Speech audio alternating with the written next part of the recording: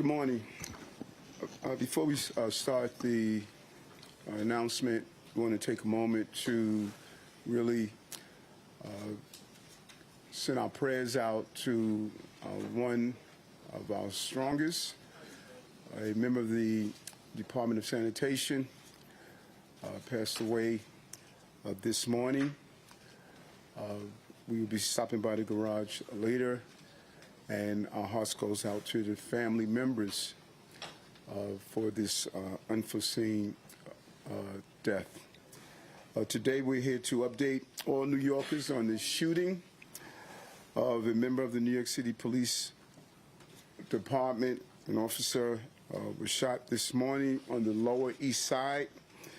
Officer was shot in the upper arm in the line of duty while executing a search warrant for a gun. He was transported here to Bellevue Hospital, where Commissioner Tisch and I were thankful to hear that he's expected to have a full recovery from his injuries. We want to thank the medical staff for their quick response and handling the officer.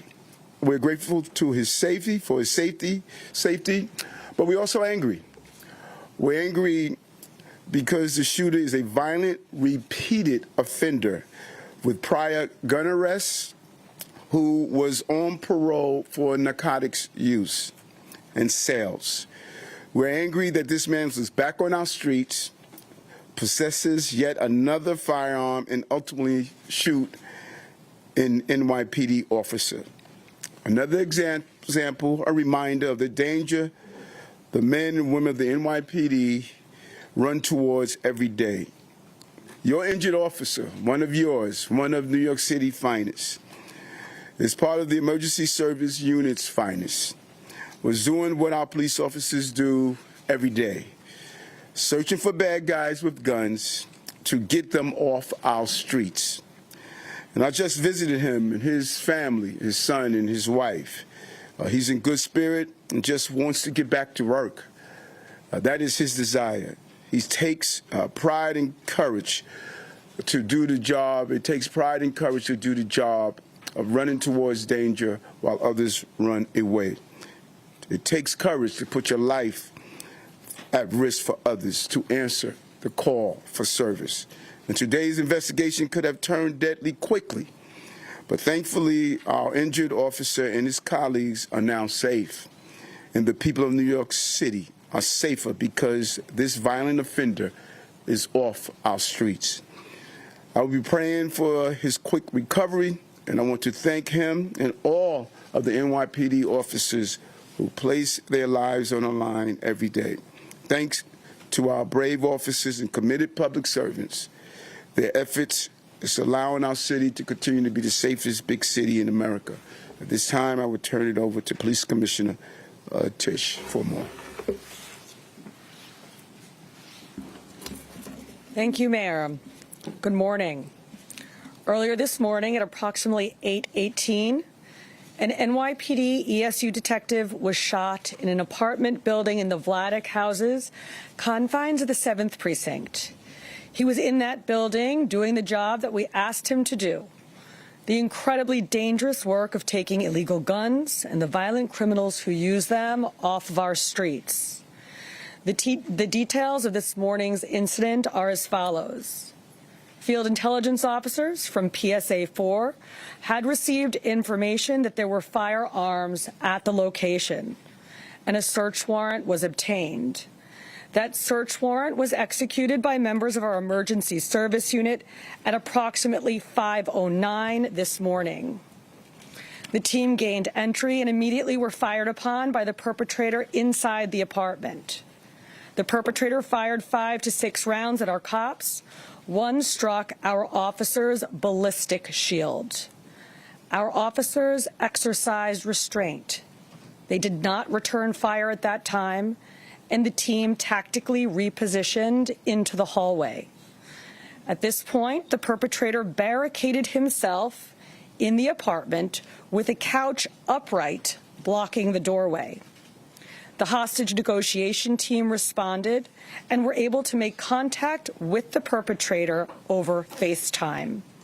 also getting his family involved to try to do everything possible to de-escalate the situation.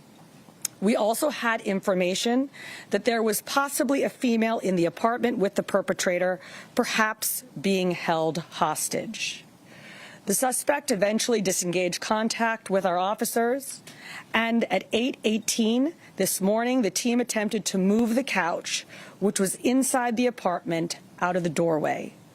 While our officers were in the doorway, the perpetrator shot multiple rounds at our officers again, this time striking an ESU detective with one round in the left shoulder, narrowly missing critical vessels and nerves that could have been life-ending. Officers then returned fire, striking the perpetrator multiple times. He is currently at Bellevue Hospital in not likely condition. Our detective was also brought here to Bellevue Hospital in stable condition. I just spent time with the detective and members of his family, and as the mayor said, I am pleased to report he is in good spirits, and all indications are that he will make a full recovery. But let me be extremely clear. This could have ended very differently, and we should not have been at his door this morning in the first place. The suspect, 35-year-old Edwin Rivera, is a career criminal, a convicted felon with multiple priors for gun possession and narcotics. He has been on parole 4 times, and he is actually on parole today. And I want to be very clear that today is not the only time that Mr. Rivera has been arrested while out on his current parole. He was previously arrested on November 6th, 2024, for criminal possession of stolen property and resisting arrest.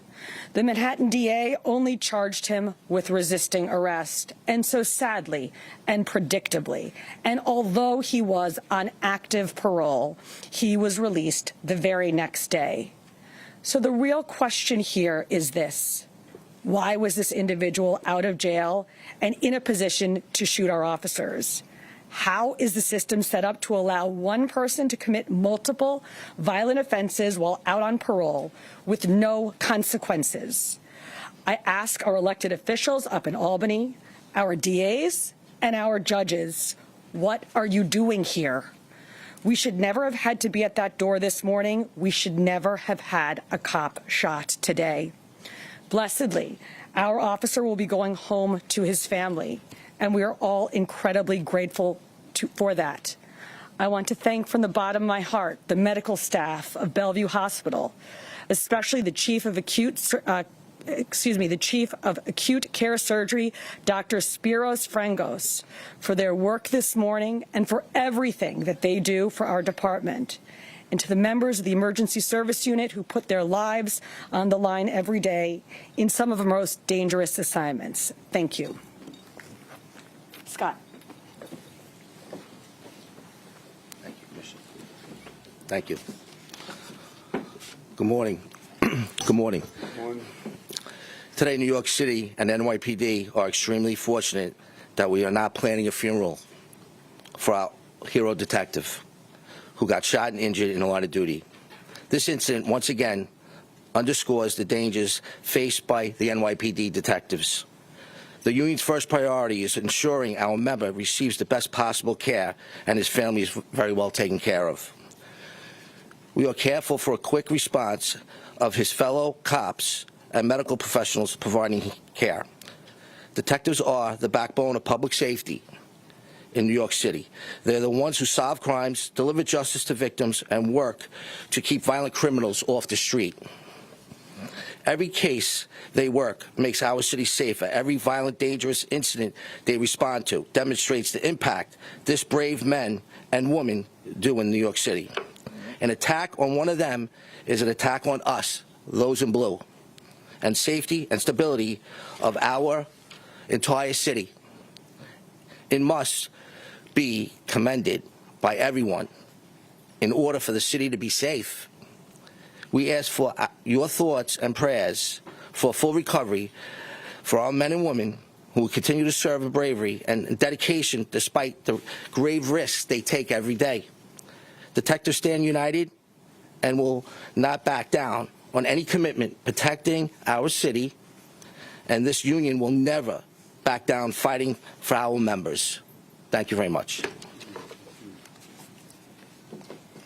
before we take some on-topic questions, we have a photo of the fire covered this morning. Okay. All right, folks, we're going to take some on-topic questions. On-topic questions. Okay, we're going to start with Marla Diamond, 10 minutes. So can you give us a timeline of the shooting? You spoke about an officer that was struck in the vest, and then we have the other officer. So when your officer was shot in the arm, was that as the police were going in or breaking down the door? Can you just talk about the timeline of events? So the shooting in the second. The officers were initially making entry at 5:04 in the morning, where they're fired upon. They said they tactically move out of the hallway. They use a lot of restraint. They don't fire back because they don't know exactly what's going on in the apartment. They reposition themselves, and then they decide to make re-entry again. This time the officer is shot in the left shoulder. So there's two entries made. The initial entry, the officers are shot in the ballistic shield. They reposition. They make a second entry. The officer is shot in the left shoulder. And that's when officers fired at the... That is correct. Okay, we're going to move on to WABC, Stefan Kim. Was there a hostage inside? You said that you thought there was. Initially, we thought that there was a female in the apartment. As it turned out, that was not the case. We're going to go over to WNYC for you, Chris. Yes, hi. Wondering if you could tell us about the suspect's injuries at this time, where he was shot, and then did the member of service, the ESU officer, require any surgery or anything? As of right now, the officer has not required surgery. He's being treated. And as far as the perpetrator's injury, he's shot multiple times on his left flank, the left side of his body. Okay, go over to John Mueller. Okay. His condition. What's the condition of the perpetrator? The perpetrator right now is not in serious condition. He's not likely to die. Okay, folks, thank you very much. Thank you for your time. Appreciate your time. Thank you. Passed away. Was that completely unrelated? Yes. Yes. Can you offer any details on that? We're going to find it out now. Mr. Mayor, do you have any questions about what's going on with the governor and your future? You haven't answered questions for 2 weeks, sir.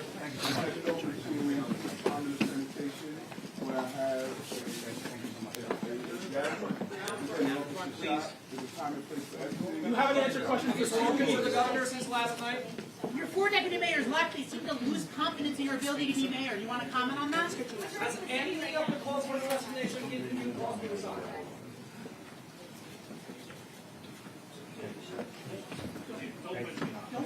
Don't push me. Blocking us from walking. You're preventing the mayor from being asked questions. Yeah, you work for the mayor?